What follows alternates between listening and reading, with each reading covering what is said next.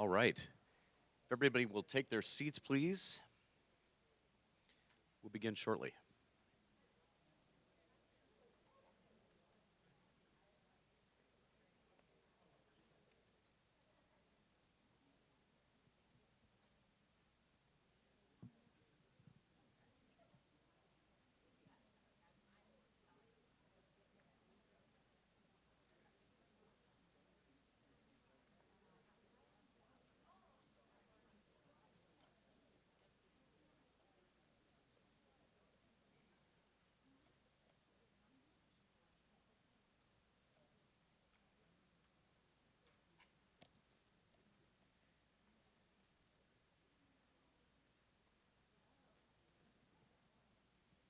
All right. Thank you very much for joining us this evening. Braving the cold temperatures, but maybe not the snow. That would be a good thing. So thank you again for joining us. If everybody will take their seats, we'll get ready to go here. My name is Clint Schroeder. I'll be your moderator this evening on behalf of the Joint Chambers of Commerce and the Coeur d'Alene Regional Chamber of Commerce specifically. I am on the executive committee there. I will be moderating today's informal session, and I'd like you to please give us your attention tonight as we have a lot of great things to go through. Some pre-submitted questions, and I'll run through that here in just a minute. First of all, I'd like to recognize that today's meeting was made possible by the Joint Chambers Public Policy Committee, including the Coeur d'Alene Regional Chamber, Hayden Chamber of Commerce, Post Falls Area Chamber of Commerce, and the Rathdrum Chamber. Together, they represent a broad spectrum of businesses and individuals in our area that are impacted by the stability of Kootenai health. They're pleased to make this session available not only to their members, but the community at large. The purpose of today's informational session is to review a white paper developed at the request of Kootenai Health Board of Trustees by the independent consultants of Kaufman Hall and Polsinelli Law Firm. This white paper has been developed in a PowerPoint format, so it will be easier to share through this meeting. This white paper aims to evaluate the advantages and the disadvantages of the district hospital structure and the 501c3 structure of Kootenai Health. This forum is not a debate. So there is a format that we've been asked to follow to ensure that everyone present has the opportunity to hear and understand all of the information. As attendees at this meeting, we've been asked to listen and observe. Again, there will be no participation from the audience. That includes cheering, clapping, or otherwise. The Public Policy Committee did accept several questions in advance of this meeting, which we will review following the presentation of the white paper. We understand that major decisions such as this one always raise emotion. So we ask that you show civility and decorum for everybody that's in the room. Though I'm sure we will all enjoy this evening's presentation and take away a lot of information from it, if we can't conduct ourselves in a civilized manner, someone may invite you to leave the room. We have a number of people here that have worked really hard to bring you a great presentation this evening. So with that said, I will turn this over to John. Katie, are you going to read your statement? I sure am. Yeah, sorry. It's okay, Clint. Yep. I've been missed before, trust me. So, hi and good evening. My name is Katie Brody, and I'm the chair of the Kootenai Health Board of Trustees. And I want to thank the Joint Chambers of Commerce Public Policy Committees for organizing and hosting tonight's event. Clint Schroeder, president of Hagedorn Media Group, for agreeing to moderate tonight's event. And we have two great consultants. And you guys can see their name tags as well as I. And so I want to thank Linus of the Polsinelli Law Firm and Rob of Kaufman Hall for being with us to review this information. I knew I would murder both of their last names, so pass by it. And I also want to thank my fellow panelists and the hospital representatives.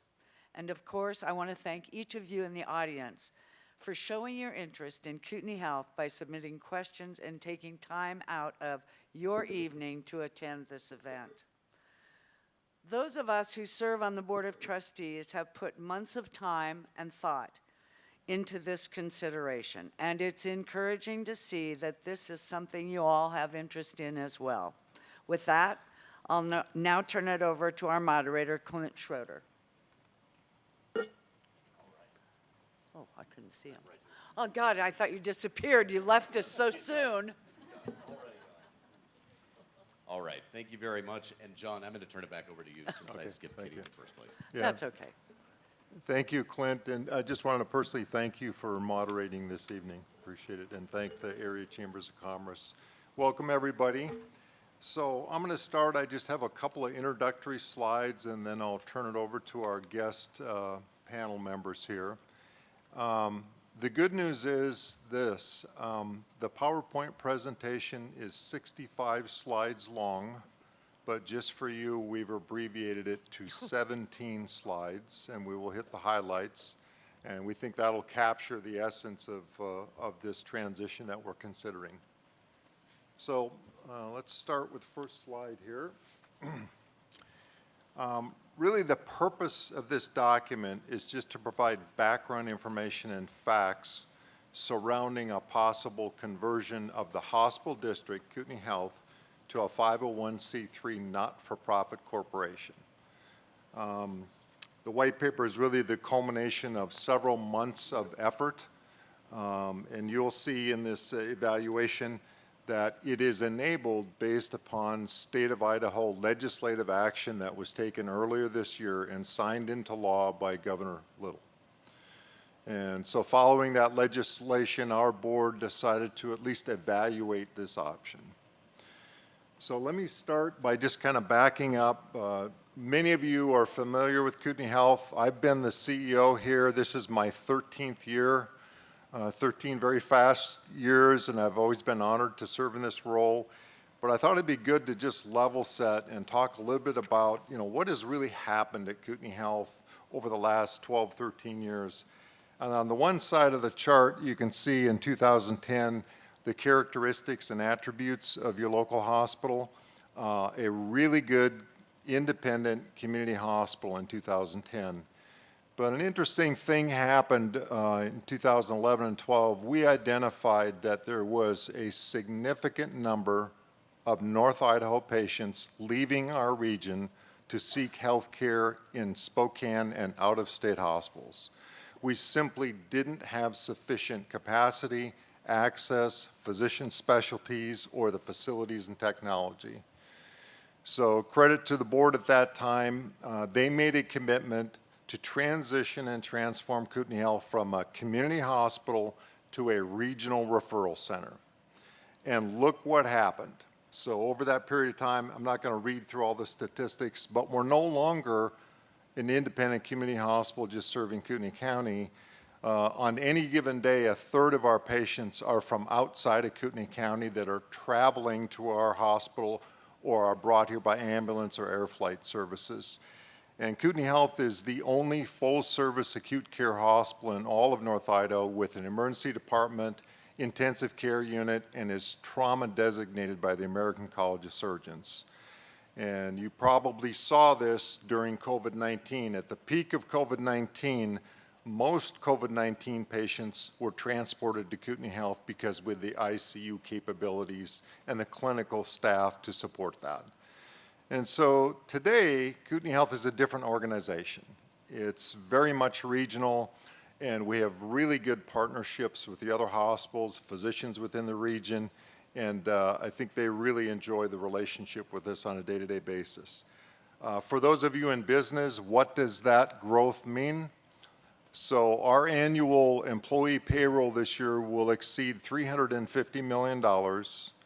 And when the Department of Labor in the state of Idaho does the calculation on the economic impact of this organization in the community, the multiplier effect is over $500 million of economic value annually from Kootenai Health. So it's not just a hospital, it's a regional medical center, and it also provides economic support for the community. So on behalf of our board and medical staff, we have fantastic medical staff and employees. We're really proud of the transformation that has occurred. And then when you step back and you look at the population forecast and projections for our community, what that suggests is that we have to keep going. There's so much growth here, we have to continue to expand our services. Next slide. So this just shows kind of year over year all of the different investments that were made by Kootenai Health to expand the facilities and the clinical programs. And just a couple of examples of services we didn't have before this growth.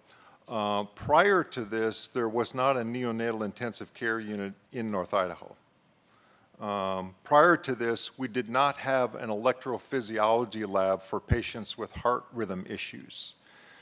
We did not have an epilepsy monitoring unit. Well, today, all of those clinical capacities that a state-of-the-art regional medical center needs are available at Kootenai Health. And you can see over time all the investments that were made. And so this organization, and through its board support, has invested $350 million in new facilities, technology, and growth without one penny of property taxes. So that's a tremendous contribution to the local community. And then the next slide, this is about every 3 years we do what's called a consumer perception survey. We want to find out what North Idaho residents think about our organization and healthcare in general. And there's just a couple of interesting things. You know, when an independent surveyor asks the residents of North Idaho what their opinions are of Kootenai Health, what came back to us was the following. The community in the region recognizes that Kootenai Health needs to grow to better support the community. In fact, 76% of the respondents from this region said they either agree or strongly agree that Kootenai Health needs to continue to grow. And they want more clinical services and more capabilities. It also says that Kootenai Health has a very strong brand awareness. People are aware of Kootenai Health, very familiar with it. Kootenai Health enjoys a strong and positive image in the region. And last, North Idahoans are very likely to use Kootenai Health services as their preferred hospital. So I think the transformation from a community hospital to a regional medical center was really important. And in this presentation today, I think one of the themes you're going to hear is we want to keep going. We think there's more growth opportunity and more services, and we think we can continue to do a better job for the region. So with that, I think we'll transition to the next portion of the presentation.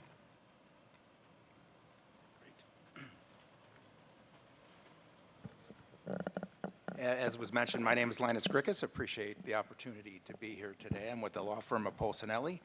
And I think the question to ask is what started Kootenai Health down this journey in the board's evaluation as to whether a conversion is appropriate. It was a change in the Idaho law that happened earlier this year. And the following slide's just a little bit of background on that. And I think when you look at the change in the law that took place earlier this year, it's important to focus first on what was the legislative purpose for the change in the law. And that's reflected in the top box there. And it really was an update to the Idaho statutes to allow district hospitals, which Kootenai Health is, the same options that were already afforded to county hospitals since 1986.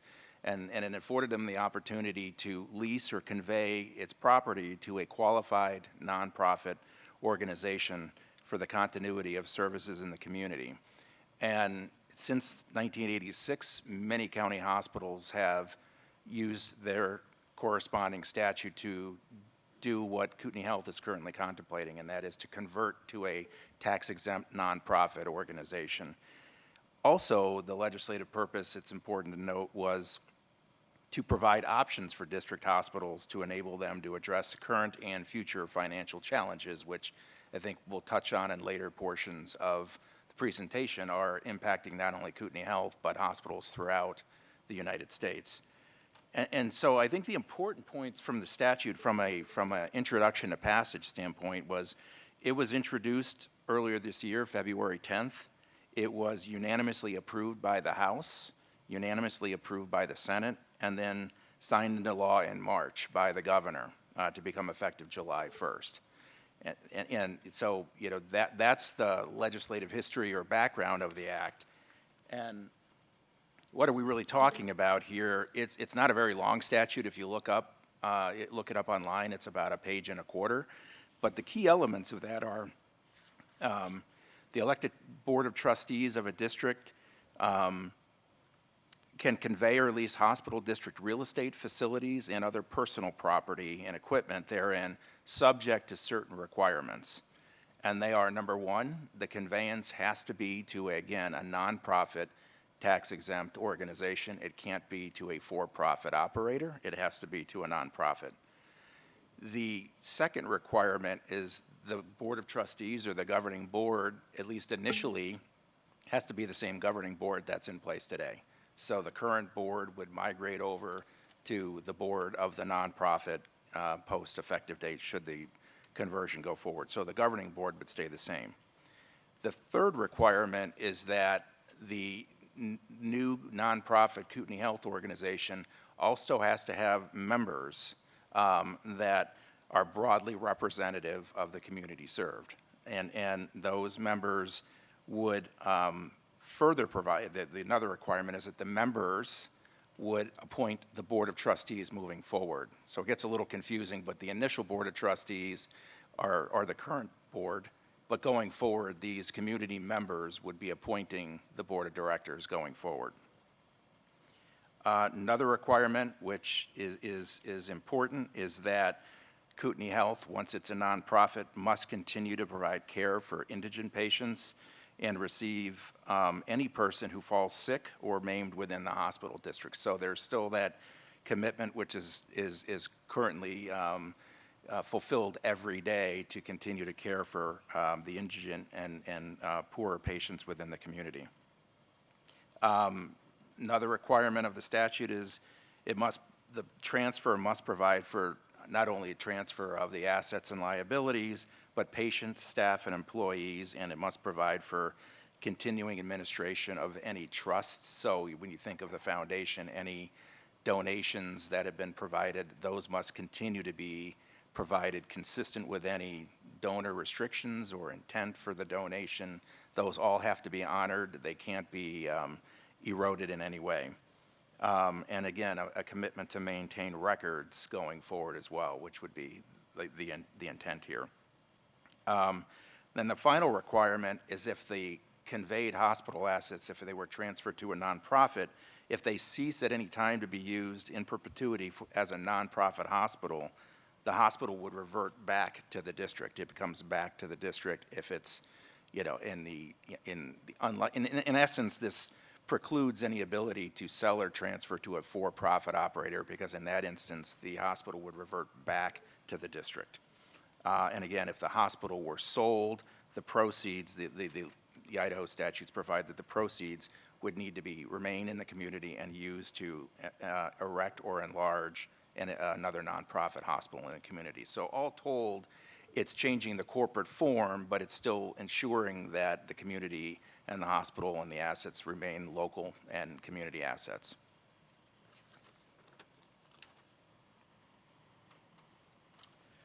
Thank you. Rob Gialesis with Kaufman Hall. We're a national healthcare consulting firm that works with hospitals and health systems across the nation. We've worked with the Kootenai Health team for, I think, going on 11 years now. We've had the pleasure of working with management and the board, and we're happy to be here supporting them in this endeavor. So the next couple slides here are just to orient the crowd on some national data relative to governmental hospitals like Kootenai Health. As you can see on the left here, over the last 20 years, government hospitals across the nation has dropped as a percentage of the total hospitals from 24% to 19%. That's a net decrease of 212 hospitals. In Idaho specifically, that's dropped from 67% to 37%.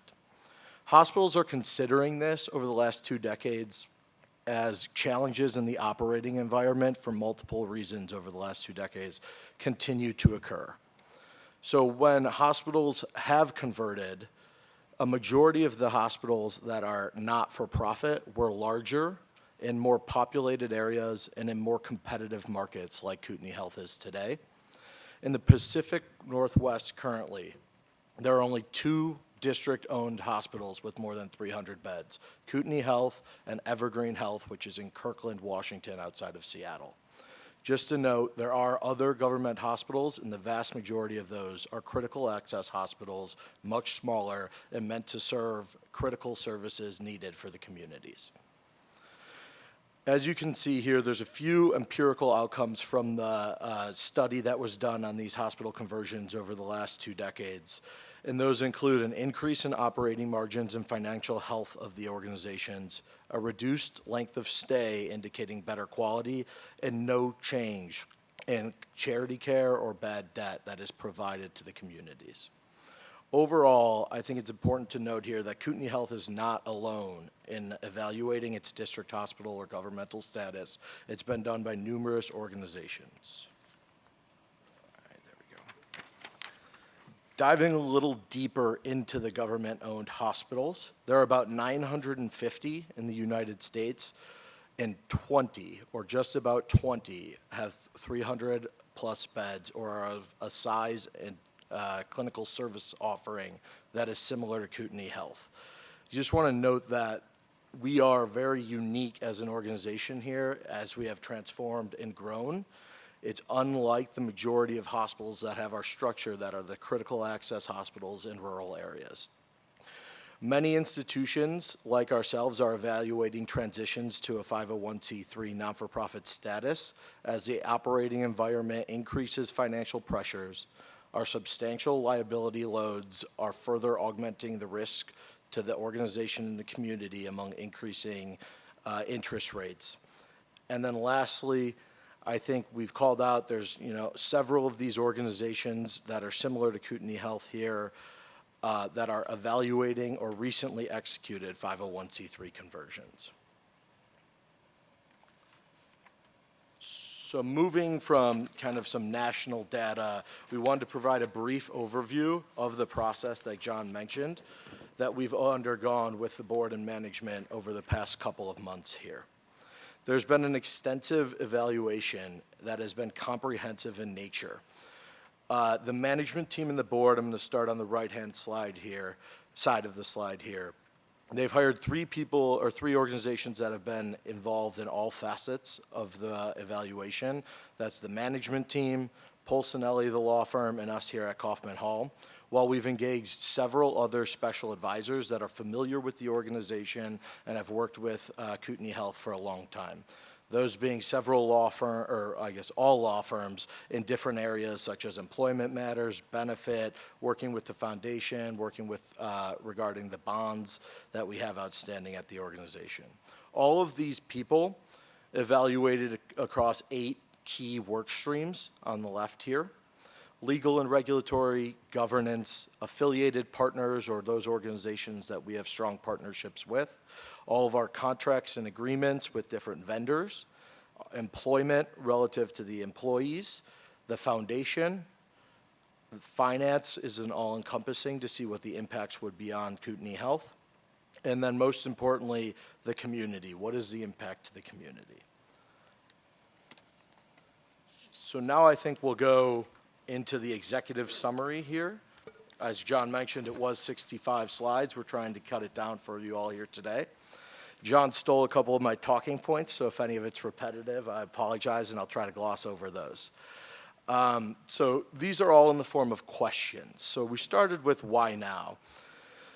It's four components to why now, starting with the healthcare environment is rapidly evolving. The COVID-19 pandemic accelerated several trends that have put hospitals and health systems, that have stressed hospitals and health systems. Those being the movement to digital health and the adoption of residents and patients using that, as well as the shift from hospital acute care operations to more outpatient clinic visits and things that you can go to in a short amount of time.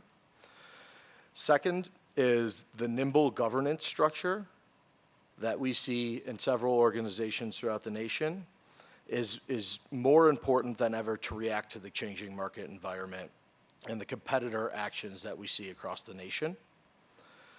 And lastly, in this category, Kootenai Health is disadvantaged by its public disclosure and open meeting requirements. This is something that we'll hit on, several times here because of the importance. But for example, if the board is discussing in an open meeting the decision to expand into a new geography, we have competitors that can call in or sit in on our board meetings and listen to and hear what our strategic decision-making is.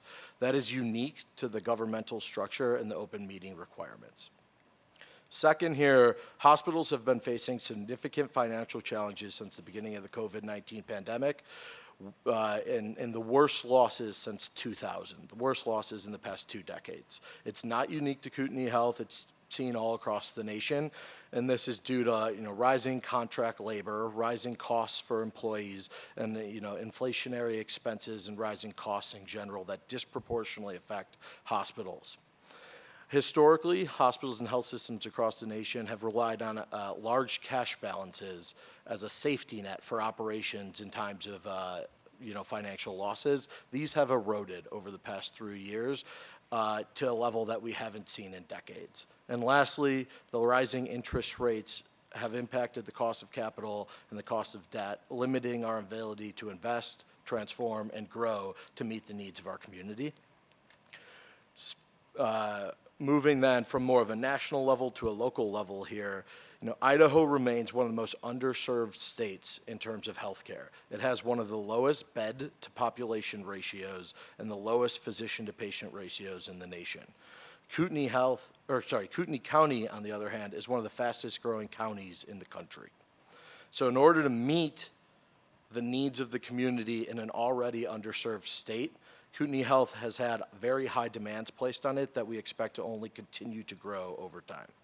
And then lastly, as Linus had hit on, the legislation now provides a pathway that it was afforded to county-owned hospitals in Idaho, and that was unanimously passed in both the House and the Senate.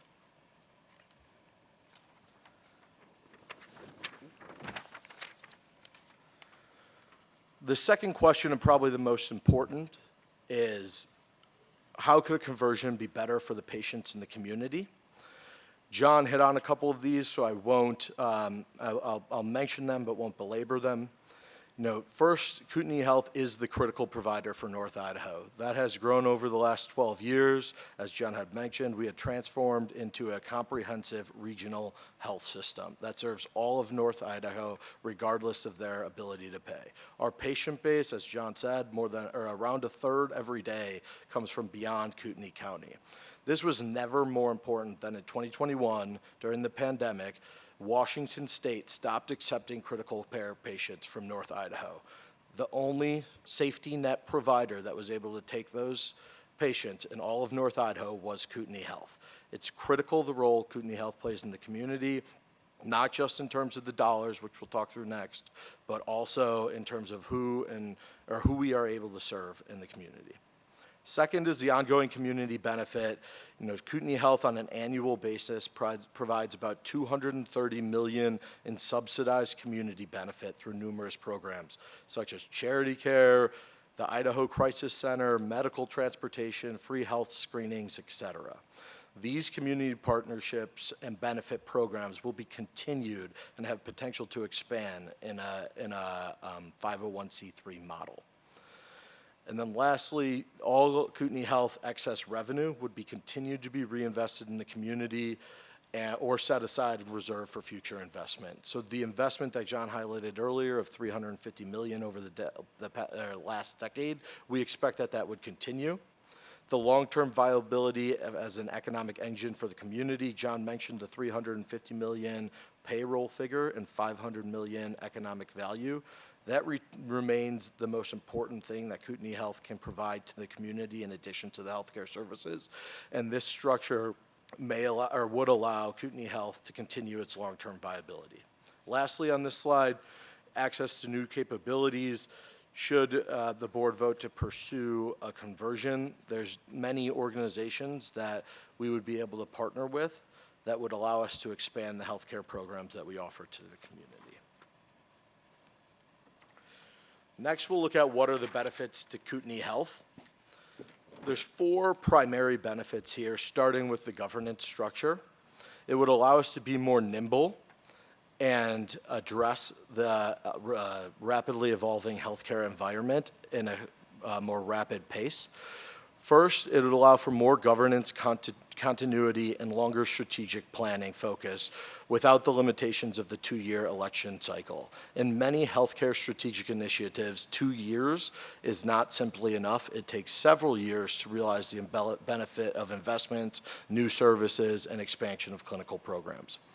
Second is it streamlines our process to seat experienced and qualified individuals from not just Kootenai County, but beyond to represent all of the communities that Kootenai Health now serves. It also will allow us to convene without being subject to open meeting requirements. Again, we discussed this earlier. It's very unique to be discussing our strategic initiatives and plans in a public forum where our competitors, including out-of-state competitors, can call in and understand exactly what we'll be doing. Second is on the strategic planning efficiency and effectiveness. This would support more candid communication between management, community members, and the Board of Trustees, ultimately improving decision-making efficiency. It allows for more communication and more honest communication in between board meetings as they stand today without being subject to public record requests and open meeting requirements. The third item here is financial flexibility. It would enhance our access to capital as our bondholders and bond investors are more familiar with a 501c3 structure and there's more flexibility within that they recognize. And second here, it would improve our access to investment opportunities. Currently, we are limited by our structure to what we can invest in, and we'd be able to diversify there. And then lastly, it would provide additional organizational stability. It supports leadership recruitment and retention. We've heard from the management team and the board here that there's been candidates throughout the last several years who decide ultimately not to join Kootenai Health because of the political election cycle and the lack of stability at a board level. And it also, for similar reasons, it enhances our ability to recruit physicians and expand our community services. And then next, this is the last slide for me. What might Kootenai Health give up? This is an important point for both community health, or for Kootenai Health and community members. So I'll walk through these 4 from a community health perspective and then look at it from an alternative perspective as a community member. The 4 items are the loss of taxing authority, sovereign immunity, eminent domain authority, and immunity from the National Labor Relations Act. So Kootenai Health would no longer have the ability to tax residents of Kootenai County. Kootenai Health has not utilized this taxing authority since 1995, but it may be necessary should continued financial pressures persist in the industry. I think it's important to note when we talked about the different district hospitals of Kootenai Health's size, almost all of those use their taxing authority in one version or another. For example, the other Pacific Northwest health system, Evergreen Health in Kirkland, Washington, utilizes their taxing authority to the amount of $28 million annually. So that's money that is subsidized by the community for the benefit of the health system. And then second here, the taxing authority is currently limited to Kootenai Kootenai County residents, when in reality we serve a broader set of patients across North Idaho, and that's important to note for taxpayers and residents like yourselves. Second on the list here, we have the loss of sovereign immunity. Right now, we have certain legal defenses outlined in the Idaho statutes, which would allow us to have no punitive damages and a shorter notice of claim requirement. We've also would have no longer the ability to use our eminent domain authority, which would allow Kootenai Health to take private property for public use. And lastly, We are currently immune from the National Labor Relations Act. We would become compliant with that act and its associated processes and protocols. So all of these four things are things Kootenai Health would give up as a part of a 501c3 transition. It's important to note that each of these things is a benefit for community members. It can be looked at as a positive from the community perspective and is not necessarily limited to just Kootenai Health's perspective. Linus, I'll hand it to you. So how would a conversion happen? There's more detail in the white paper, and to reduce it down to a slide is somewhat challenging, and I think I could probably reduce it to a sentence, which would be through a lot of hard work and coordinated hard work at that. But simply put, the conversion, if it were approved by the board, would, going back to the statute and the mandate of the statute, it really is a conveyance or a transfer of Kootenai Health's current assets, but also its liabilities and operations, again, from Kootenai Health to a qualified nonprofit tax-exempt organization. In this case, we're fortunate to have one in the community, and that's the Kootenai Health Foundation, which has been serving the community for years and is already a tax-exempt, not-for-profit organization.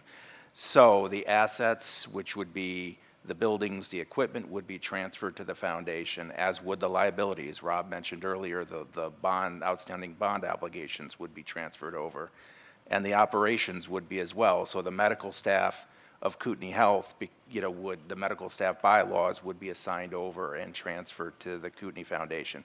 It sounds, when I use the word transfer, it sounds like this is a disruption. It's really just in a different corporate entity. Nothing from a patient or community perspective would really be changing. Phone numbers aren't changing. The address of your providers aren't changing.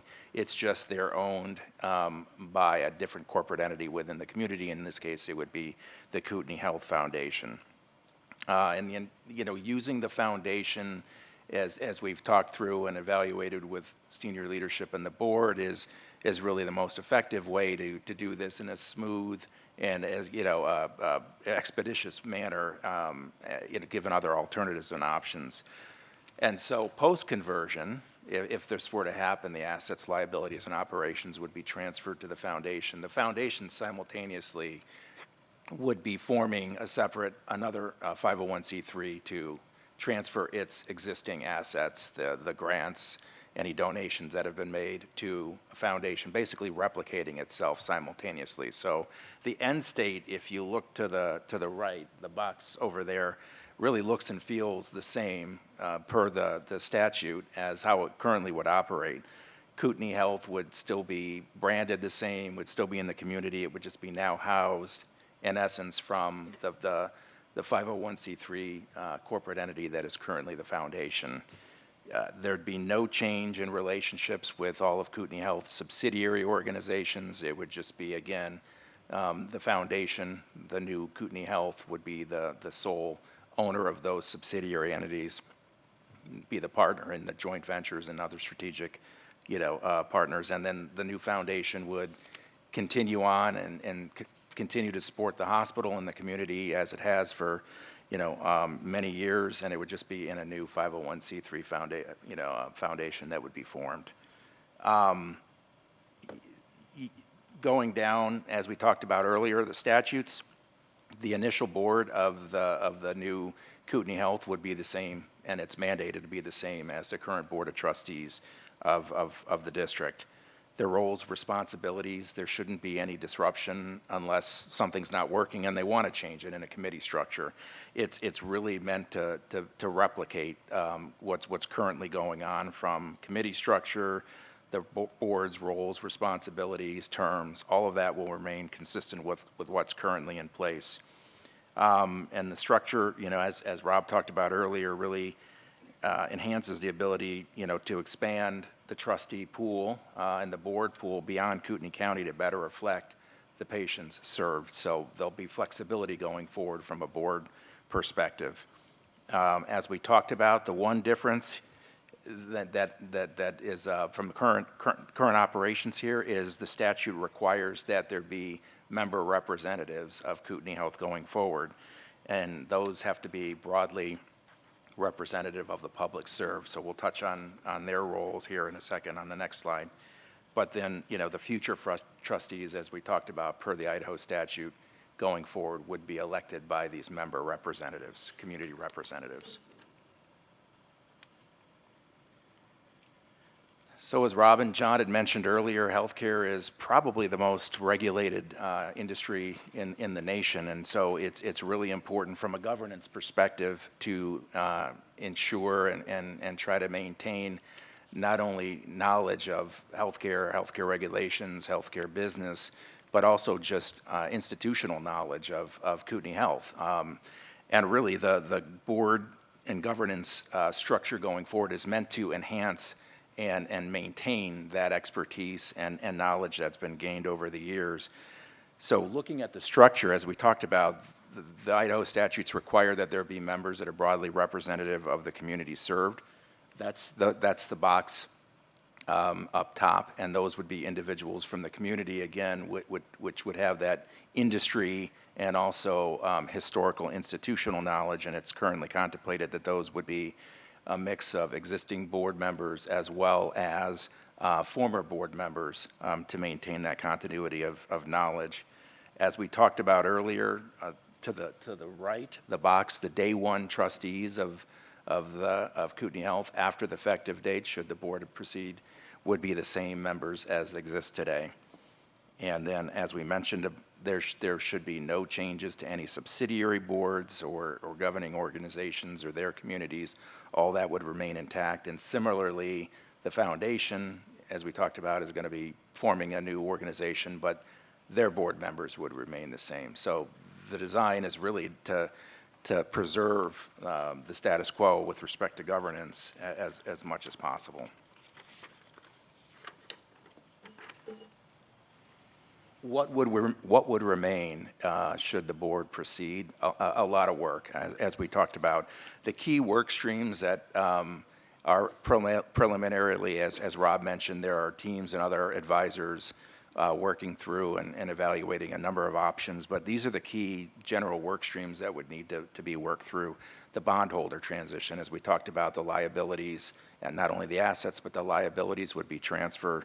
So one of the key stakeholder groups, obviously, is the bond investors, and of which a majority of those bondholders would need to approve the transaction. There, with advisors, Kootenai Health has already been in dialogue with these individuals, and so far, those discussions have been positive. Affiliated partner approvals, we have a number of important key stakeholders in the community, and those are your joint venture partners, physician partners, and the like, and there are a myriad of contracts in place with those organizations, some of which also require consent to approve a transition of their interest in whatever arrangements they have together. So that, again, will be a continuing dialogue with those key partners to gather support and approval of the transactions for those arrangements, and initially, some outreach has already happened, and that is positive. Similarly, those are the key partners and affiliated partners. Kootenai Health has about 2,500 contracts with various organizations that range from the key partners to snow removal. All of those contracts would need to be evaluated to make sure if there are notice provisions or again, consent provisions, we would honor those and ensure that they are informed and their consent is required, should it be required. Licensure, as I mentioned earlier, there's probably no industry more regulated than healthcare. There are a myriad of licenses and permits. The process needs to be followed, forms need to be filled out. So again, that's a big work stream there to make sure there's no gap in coverage for any residents. And this is typically in these types of conversions, it's labor intensive, but usually not a barrier and not controversial, but it's work to get through. And then there's just, kind of the corporate and just organizational type of work that needs to go down. The governing documents would need to be amended to reflect this structure of, as we talked about, not only Kootenai Health and the foundation, but the various subsidiary organizations. and then just the granular, making sure insurance policies are covering the right entity, that, the payroll gets into the granular details, but payroll's wiring to the right accounts, et cetera. And so there's work to be done, but, I think that the list of experts that Rob mentioned earlier, no barriers, just a lot of hurdles to get through to get to an effective date.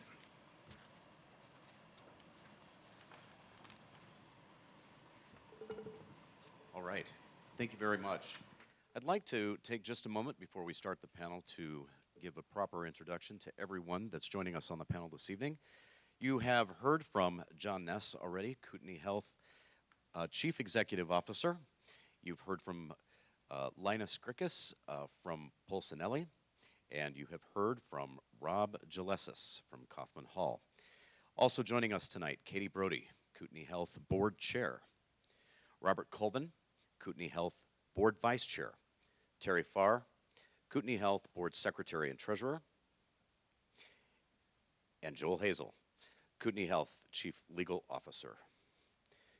Without further ado, we have some questions for our panelists this evening, and we will start with kind of a tough one. Is the board looking to sell Kootenai Health after the conversion? Who are we directing this to? I think whomever wants to jump in, Katie, that's let how me, we'll let handle me, it. Jump in, Robert, it's all yours. let me jump into that one if I can.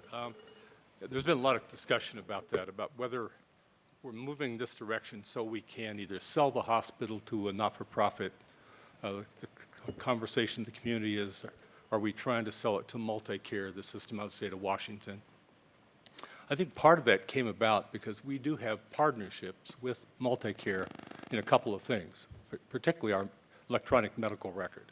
We had made the decision some time ago that to do a comprehensive electronic medical record, one hospital, even adding our littler critical access hospitals into it, was not cost effective. And so we sought out a potential partner to do electronic medical record in partnership with to take our costs down per institution.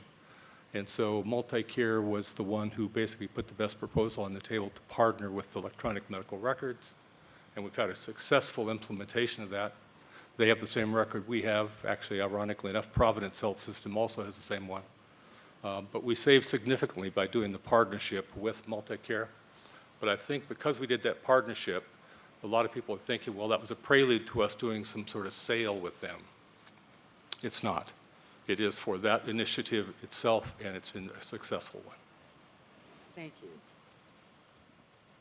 Second question, is this process being rushed? I'm happy to take that one.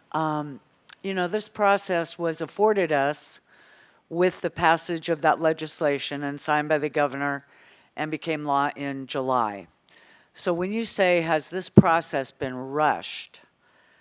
This board has thoroughly examined with our consultants, with our legal teams, every possible nuance that could come before us. And I feel really confident that we have not rushed to judgment in any way, shape, or form. We've tried to be as transparent and open with the community as we could possibly be going forward. And I don't think we're rushing anything. I think you can examine a cat so many ways, and finally you have to say, yes, it's either dead or it's alive, and this is alive, and we'd like to go forward, and now's the time. Can I add something to that? You bet you can. So, we've just come out, can you hear me? No. We've just come out of a pandemic at the hospital that everyone's well aware of the impact in our country and the situations that have been faced by our entire community and our employees and our leaders. And this is going to continue. So we're still in sort of a recovery phase as a hospital. People might be getting healthier, but the institutions that cared for them are still reeling. And next, we may be heading into a recession, and what we're seeing across the country are hospitals closing across the entire country. And that really concerns me because I think a hospital is probably the most important institution in a community. So I think the timing actually is probably as late as we would want to be. We need to be as strong and as prepared to move into this next phase as we can possibly be. Financial challenges are only going to get greater. There is no more federal aid. Again, our hope is we don't want to tax the community. We haven't done that. And this proposal would provide that we would never be able to do that. So we want to be as strong as we can possibly be moving into this next phase. Perfect. How will the conversion impact patients' out-of-pocket costs? Go, Robert. That sounds like a John Ness question. Yeah, thank you. So I guess my short answer is the most important part of Kootenai Health is not the legal structure, it's our patients. There is no interest or intention whatsoever in this transition to increase the cost to patients in our community. And I think that is a firm and solid commitment from the board and leadership. You know, our organization, we have just fantastic medical staff and employees. It's been a tough couple of years with COVID-19 and labor shortages. But what makes it all worthwhile is actually treating patients in the community that we love to live in. And so we would not want to go through this transition and have any negative impact on our patients or our community. How would a conversion impact employees? You want to do that? I'll do that one too. I worked at Kootenai Health for a long time. I've been in hospital administration and governance for 26 years. And in that, I was also Kootenai Health's vice president for community development and president of the foundation. So my focus has always been one perspective from the community and a very strong focus on our employees too. I was responsible for the education department and its transition to organizational development, where we began to develop leaders within our system and not just do clinical training. So to me, stability of our workforce and the stability of our community on their behalf really is critical. The workforce has to be able, let me back up. The last couple of years was so hard on them, and they showed up to work and they went above and beyond, and they really risked their lives for us. And so we need to provide stability for them going forward because things are going to continue to be rough. And they need to be able to predict that our policies are consistent and that a 2-year election cycle, regardless of politics, just change in general can affect employee morale. They need to have predictability and stability, and I think that's incredibly important, and that's a huge piece of this transition as well. As mentioned prior, Kootenai Health is the third largest hospital in the state. How will this structure compare to the other 2 largest hospitals? Katie, I can take that one if you like. God, you beat me to it. I wasn't fast enough. Yeah. Go. Yeah, I like this one partly because I began my career in southern Idaho, so I know the hospitals in southern Idaho a fair amount. And the 2 hospital systems in Boise, St. Luke's and St. Alphonsus, are the 2 biggest hospitals in the southern part of the state.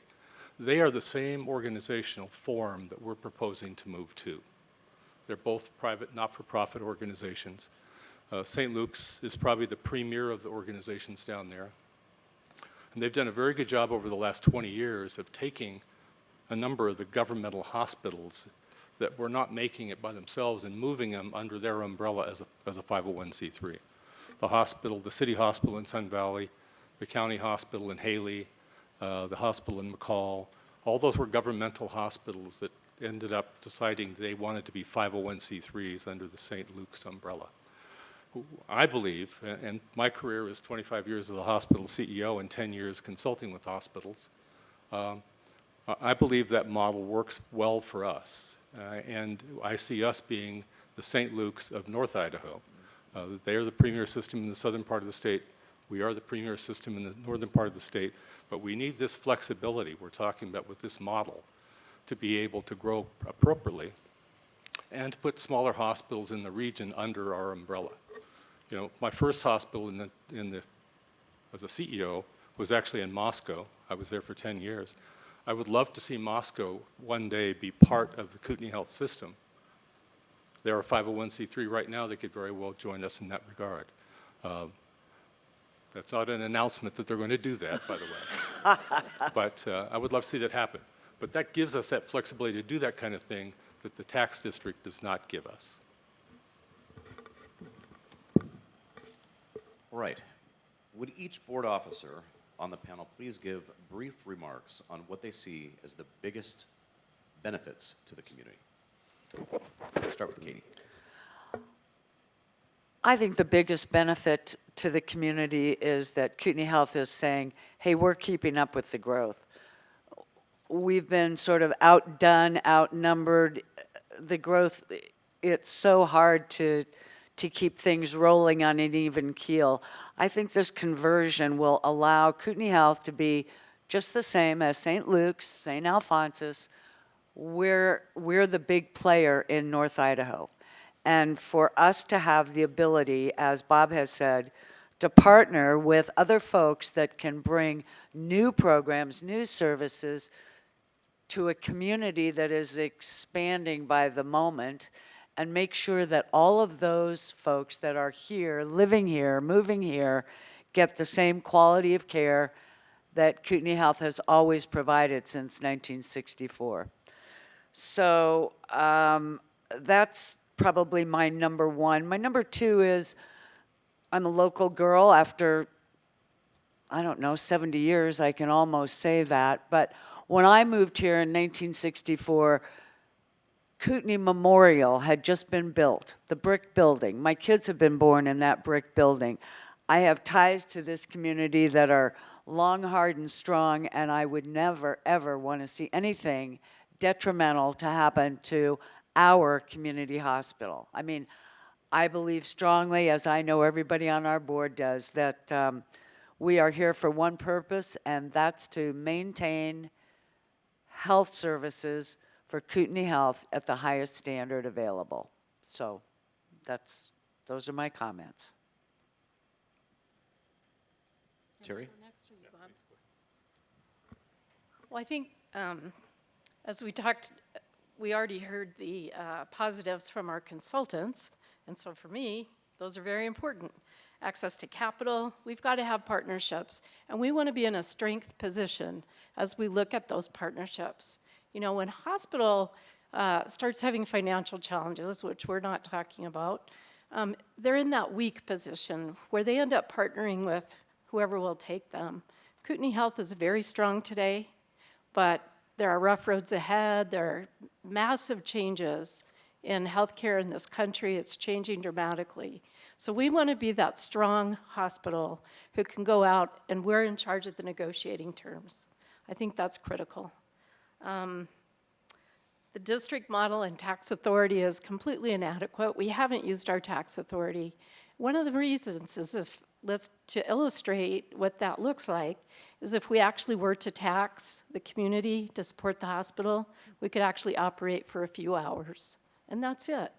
So we've got to figure out how can we be competitive like the other nonprofit hospitals? How do we stay strong and be able to compete with them on level ground? And right now we really can't do that. They have an advantage over us because they can see everything that we're doing and hear and listen to all of our discussions. While we'd love to be completely transparent with the community, you know, new technology and times are changing, and unfortunately anyone in the country right now can listen in. I think organizational stability is incredibly important, and I already addressed that in terms of employees. And so I think those are kind of the key things. I'll just stop there for now. All right, Bob. You know, we're obviously live in a conservative community that most people want to, you know, live their conservative values, and I appreciate that. I think that's why I live here, is I've chosen to live in this environment. Retired here, came back here to consult, and then retired now as of this week. After 10 years, I've been back up in this area. But I look around and I hear people talking about the things like, let's make sure we keep property taxes as low as we can keep them. You know, I look at my tax bill and I paid $550 this week to help support NIC. You know, if you were to prorate that to the hospital, if you were going to tax on a hospital basis, it would be a much larger number than that. We don't want to have that happen. We haven't had to tax since 1995. We've received no tax dollars since 1995, but we have received $30 million or plus from our foundation over that time period. You know, folks who work very hard in terms of the community. We think that model works. It works well for this community.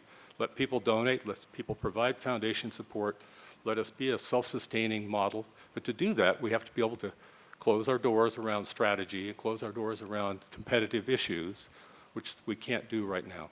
So we have to be able to do that.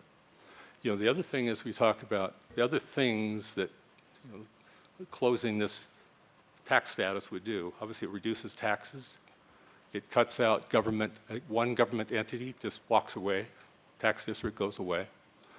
I would think that this community would find those to be very attractive strengths of this kind of transaction. We believe the hospital, as it has been for 25 years, has supported itself with the foundation support. We think that model works well for this community and fits the fabric of a conservative community. So we think that's very important for us, and we think that's part of the reason we're moving ahead with this.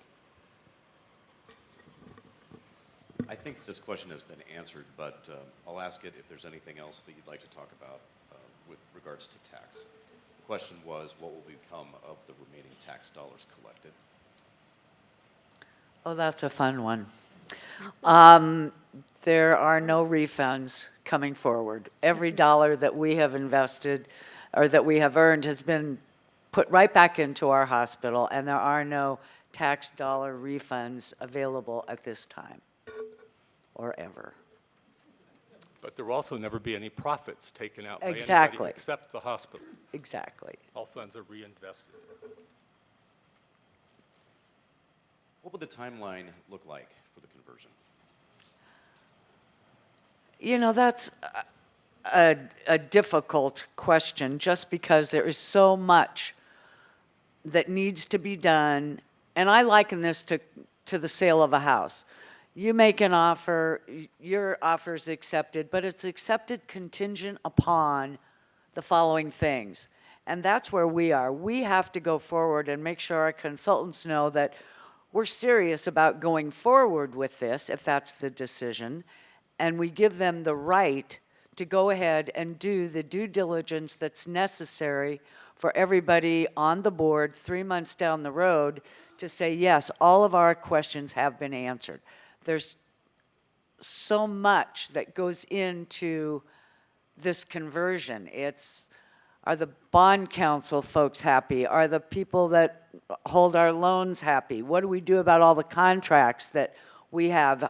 It's something like, how many contracts, Bob? You're good on numbers. About 2,000. About 2,000 outstanding contracts that have to be assigned. And all of those things take great time and great patience. And the good news is that the law firm has done this before. This is not their first time at this. And they've been successful. They have given us a very appropriate timeline. And we believe that by the end of March, we could have all the answers in place and be ready to say it's sold. It's not sold. It's not, oh, that was a bad term. Bad term. Sorry, guys. No, the hospital is not sold. The idea would be sold. Not the hospital. Ever, ever, ever. How often? How often? No, that wasn't a confidence builder. I apologize for that. Hey, can I Yeah, add, I'm can I add to talking, that? I'm an old Sorry. realtor. So part of the reason that the Polsinelli firm from Chicago was selected is that they've done these transactions before. So I wonder, Linus, if you wanted to give your view of the timeline to close the transaction, not the sale, of a conversion from a hospital district to a not-for-profit 501c3. We talked earlier about the various work streams, and so it's typically a 5 to 6 month process to get all of that work done, and that's, and that's, as we talked about, there's the contracts, there's a licensure, there's a myriad of individuals that are third parties that are outside of our control that we have to deal with. So assuming a normal course, assuming, normal transitional cooperation, it's a 5 to 6 month process. Thank you. Next question. How often has a public hospital reverted to a district or county hospital after converting to a 501c3? Hey, Rob, you did the research on this, right? Thank you, Bob. So we did extensive research on this, and we could not find an instance of a hospital reverting back after becoming a 501c3, largely because those were successful. Bob mentioned a number of those in Idaho that ended up joining St. Luke's or are still independent today. Those have been successful conversions where the hospital has grown and continued its ability to serve the community that or the community and the geography that it serves. That extends beyond Idaho as well. This type of conversion is not unique to Idaho. There's, numerous in Ohio, Arkansas, Tennessee, et cetera. So, this is a national thing. 212 hospitals have done it over the past 20 years, and we have not seen one that's reverted back to a district status because of the success in the model. Thank you. Next question. What are the overarching differences between nonprofit, for-profit, and district? Go, Robert. Or John. I'll help you. Yep. Go ahead. Okay.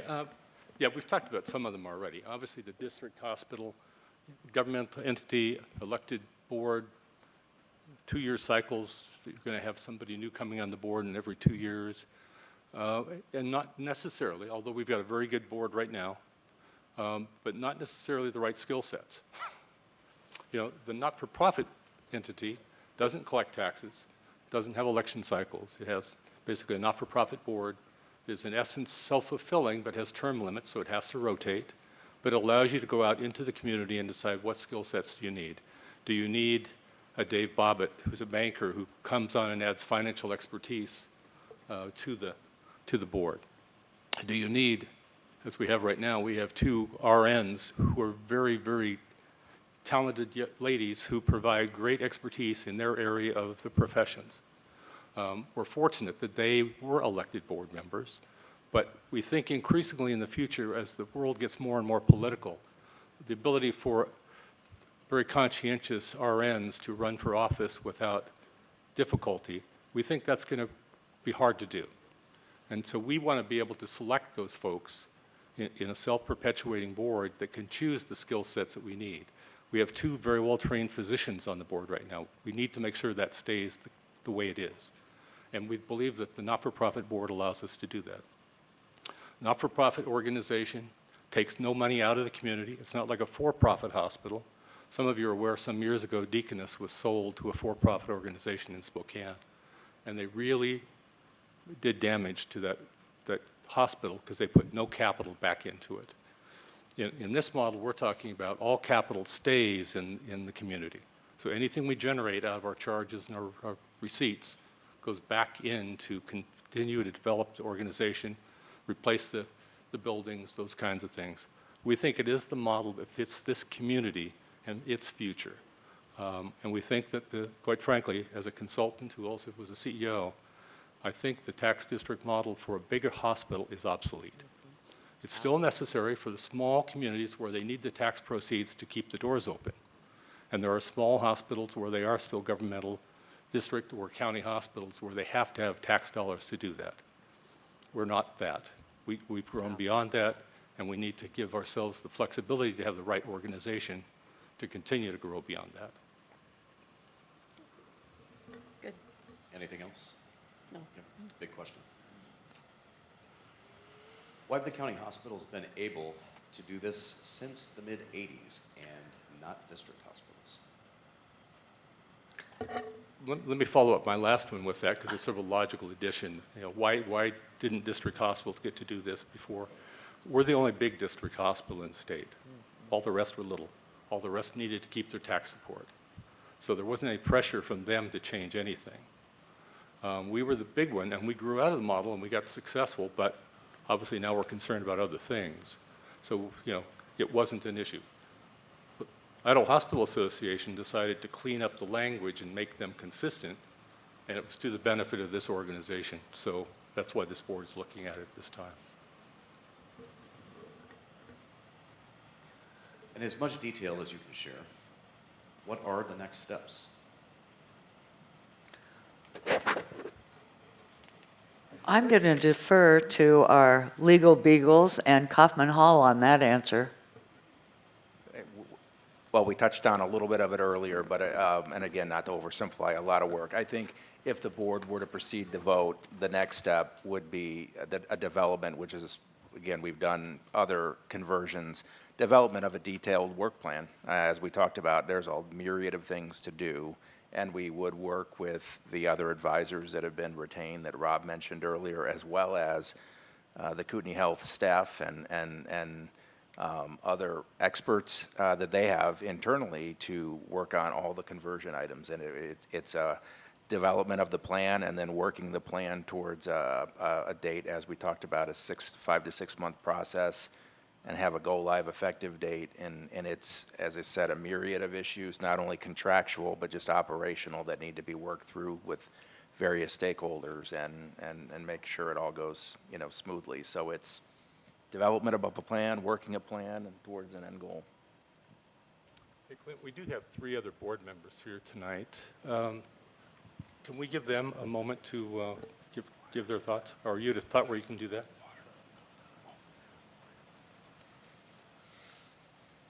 I think we can do 2 minutes.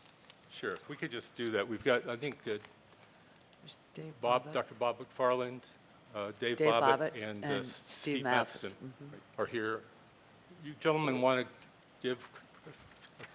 Thanks, Bob. I'll make a comment. I'm one of the newer members of the board. I've been doing this for Yeah, He hang on. needs Get a your mic microphone. please. We'll get you a microphone.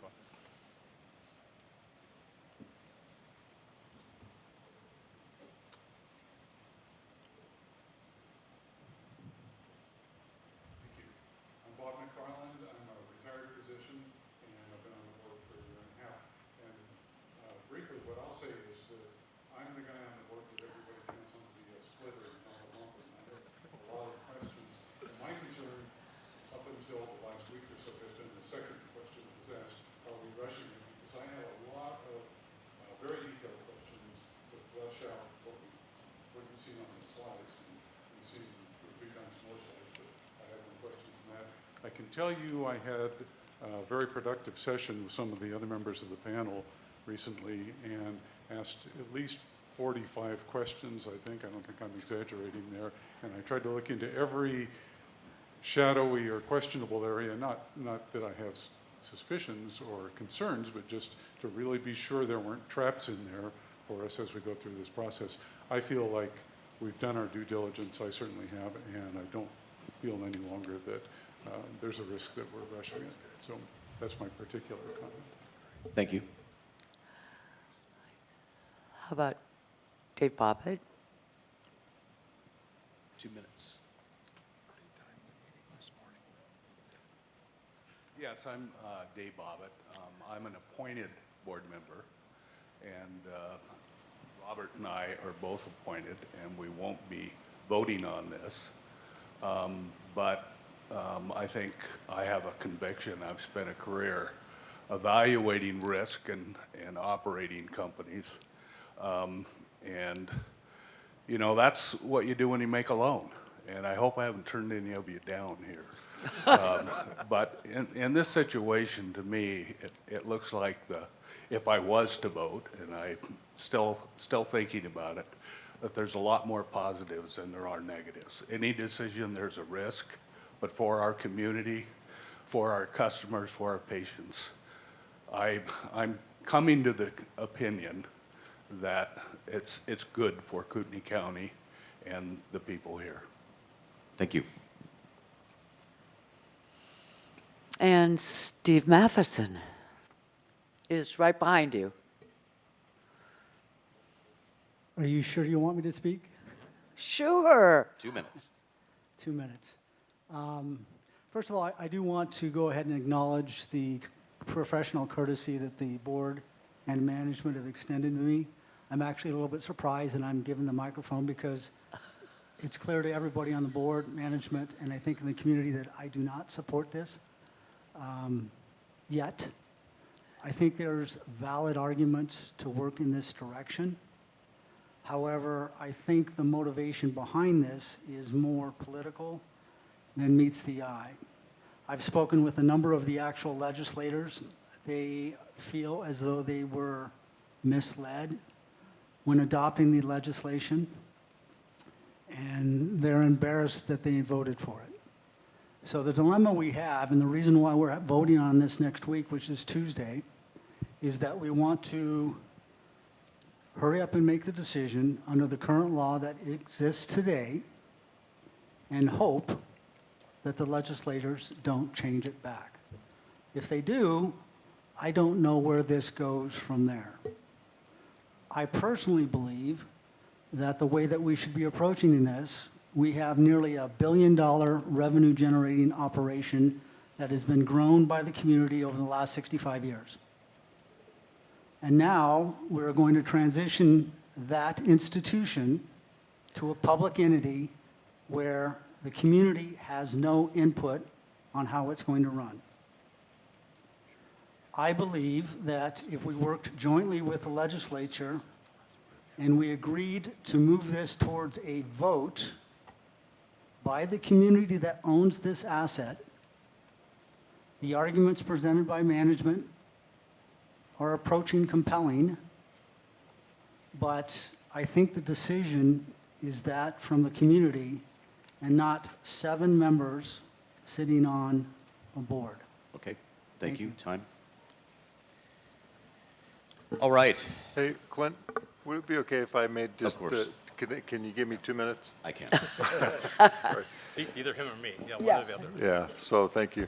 Well, thank you to all the board members for your comments, and I just want to share just a little bit of insight into one of the responsibilities I have had as the CEO at Kootenai Health. So I serve at the pleasure of the Kootenai Health Board. But part of the thing that's not in my job description is I need to think about the future all the time. I need to think about where we need to be as an organization, not next month, not next year, but 5 and 10 years from now. So here's an interesting situation that we're all in. This is an incredibly attractive community, and everybody is finding out about it. So when we look at population forecasts for our community, the projection for Kootenai County is to virtually double in population from 175,000 to double that. When population goes up like that, you have to have a consistent growth of healthcare services or people are going to be underserved.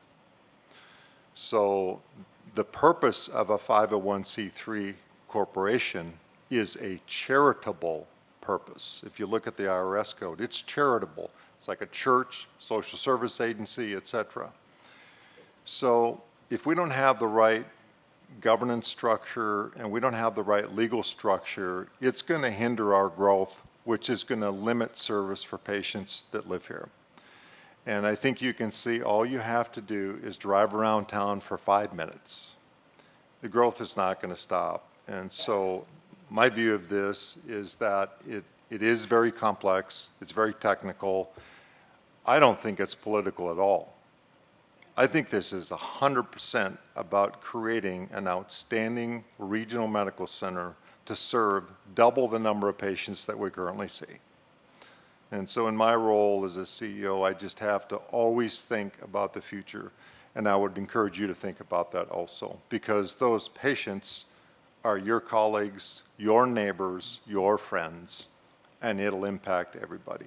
Thank you. So thank you. I believe, if I'm not mistaken, there's a copy of the legislation in the packet. Is that correct? So you probably all have that if you need to refer to it. I'd like to thank you all for attending this evening, taking a little bit of time on this very important topic. I would also like to recognize again that today's meeting was made possible by the Joint Chambers Public Policy Committee and the leadership of those chambers, including Coeur d'Alene Regional Chamber, Hayden Chamber of Commerce, Post Falls Area Chamber of Commerce, and Rathdrum Chamber of Commerce. Thank you again. Good evening. And Clint, I'd like to thank you for doing an excellent job. It was fabulous. Thank you.